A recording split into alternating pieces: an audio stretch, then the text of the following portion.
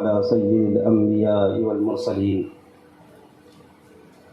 میں سب سے پہلے شکر گزار ہوں آپ تمام احباب کا کہ باوجود مصروفیات مشغولیات کے آپ نے ہماری اس حقیر سی دعوت کو قبول فرما کر سفر کی صعوبتوں کو برداشت کر کر یہاں تک آئے۔ دراصل آپ نے بینر پر دعوت نامے پر ایک ہیڈنگ دیکھی ہوگی جس کو مشن محمود کا نام دی، ایک سنہرا قدم۔ میرے والد صاحب میرے زندگی کے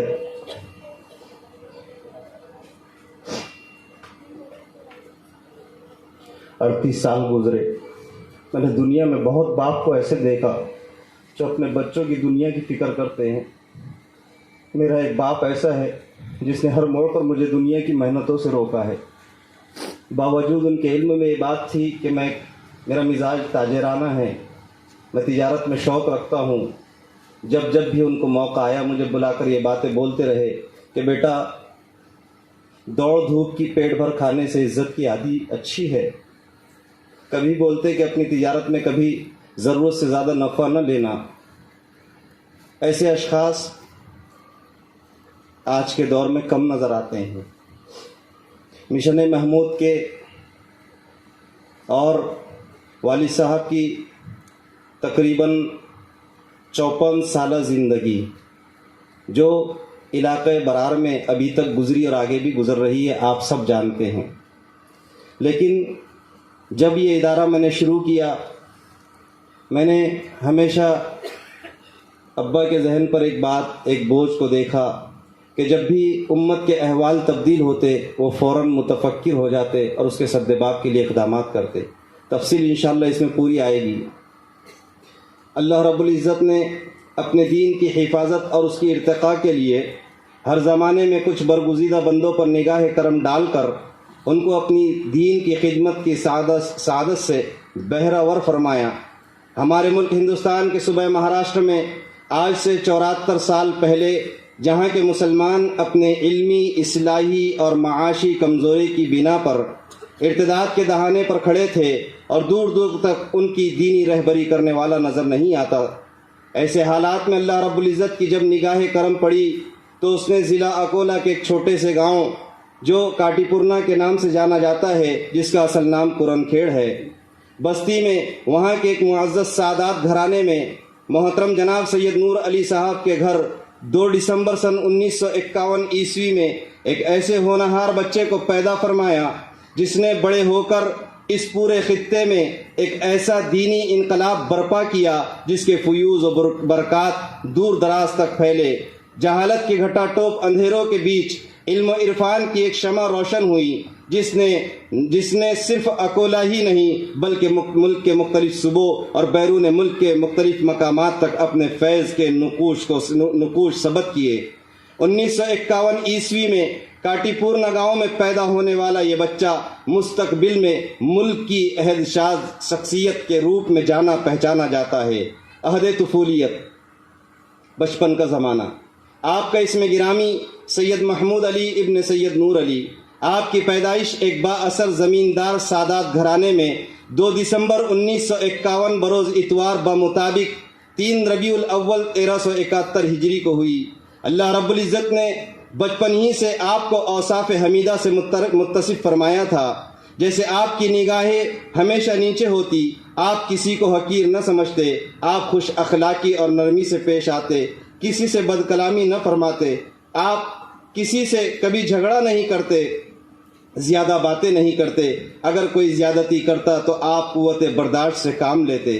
طبیعت میں نفاست اور پاکیزگی اتنی تھی کہ پرانے دور میں جانور کے لیج سے جگہ پوتی جاتی تھی، ایسی جگہ پر نہ بیٹھتے۔ زمانے قدیم میں اکثر و بیشتر گھر لیج سے لیپے ہونے کی وجہ سے مجبوراً اگر بیٹھنے کی نوبت آتی تو کاغذ بچھا کر بیٹھتے۔ تعلیم و تربیت۔ آپ کی ابتدائی تعلیم دارالعلوم کولہاپور میں ہوئی، جہاں آپ نے حضرت مولانا عبدالشکور خان صاحب اور حضرت مولانا ابو الحسن صاحب نور اللہ مرکزہما سے اکتساب فیض کیا۔ پھر مزید تعلیمی تشنگی کو بجھانے کے لیے مظاہر العلوم سہارنپور روانہ ہوئے اور وہاں پہنچ کر علماء ربانیین سے استفادہ کیا، جن میں سر فہرست حضرت شیخ الحدیث حضرت مولانا محمد زکریا صاحب نور اللہ مرکزہ صاحب فضائل اعمال، دوسرے حضرت امیر المؤمنین فی الحدیث حضرت شیخ مولانا محمد یونس صاحب جون پوری رحمۃ اللہ علیہ، حضرت مولانا یحییٰ صاحب رحمۃ اللہ علیہ، حضرت مولانا مفتی عبدالعزیز صاحب رائے پوری رحمۃ اللہ علیہ، حضرت مولانا مفتی عبدالقیوم صاحب رحمۃ اللہ علیہ، حضرت مولانا علامہ صدیق صاحب رحمۃ اللہ علیہ، مولانا یامین صاحب رحمۃ اللہ علیہ اور حضرت مولانا مفتی مظفر حسین صاحب رحمۃ اللہ علیہ سے آپ نے مظاہر العلوم سہارنپور سے علوم عقلیہ کی تکمیل کے بعد سن 1971 میں سند فراغت حاصل کی اور روحانی ترقی و تزکیہ نفس کے لیے اپنا روحانی رشتہ حضرت مولانا مفتی عبدالعزیز صاحب رائے پوری نور اللہ مرکزہ سے جوڑا اور راہ سلوک پر گامزن رہے۔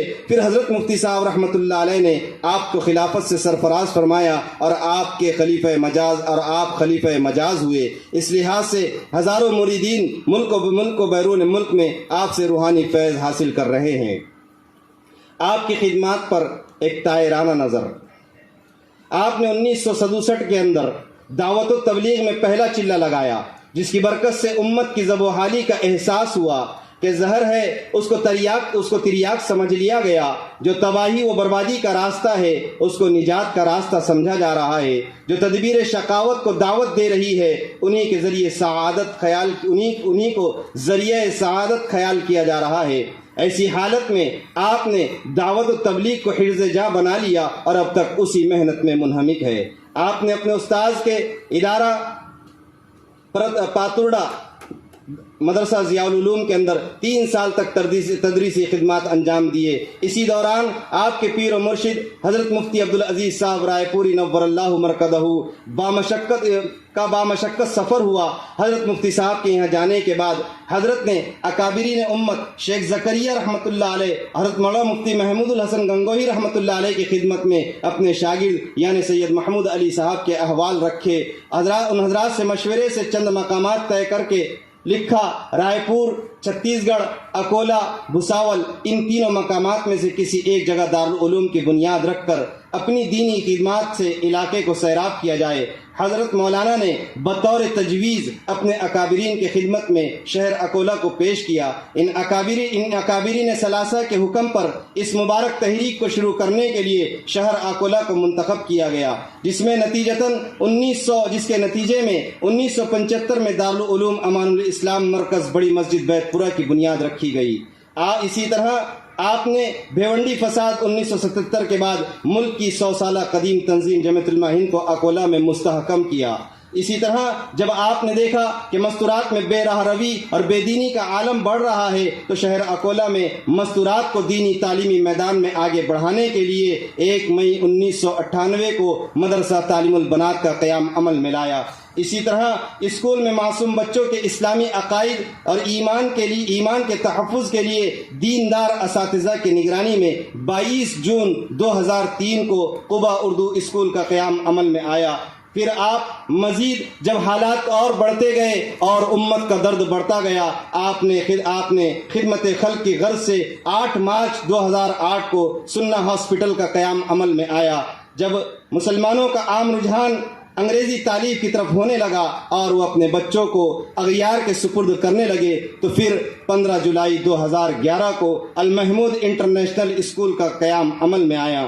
جب لوگوں کا رجحان مزید جب حالات سنگین ہوئے اور مستقبل تاریک نظر آنے لگا تو جب لوگوں کے رجحان ایسے مدارس کی طرف ہونے لگے جو دینی و دنیاوی علوم کو بیک وقت اپنی توجہات کا مرکز بنائے ہوئے ہیں، اسی مقصد کے پیش نظر 18 اگست 2018 کو جامعہ عزیزیہ انوار القرآن کا قیام عمل میں آیا۔ جامعہ عزیزیہ انوار القرآن کے اغراض و مقاصد۔ محترم سامعین، اللہ رب العزت نے ہم سب کو دین اسلام کی